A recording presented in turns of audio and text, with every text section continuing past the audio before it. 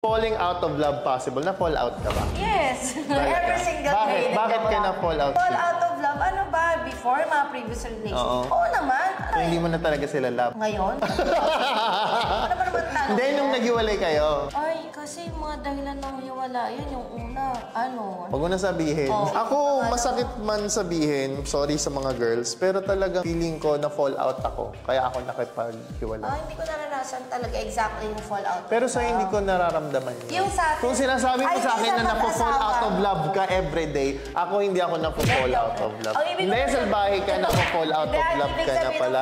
Hindi, sinabi mo na eh. Ako hindi ako napo-fall out of. Kahit anong galit ko sa'yo, kahit anong inis ko, hindi ako napo-fall out.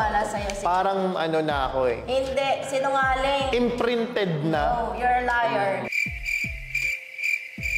Liar! Big word, liar, ha? Mukha mo. Kung ako na-fall out of love, pag galit ako sa'yo, hindi ba kita inaalagaan? Mukha mo, tigilan mo ako. Hindi kita inaalagaan. Ayoko na isa-isahin pag nag-aaway tayo. Falling out of love is similar to care. Do you still care for me? Oo. You still love me.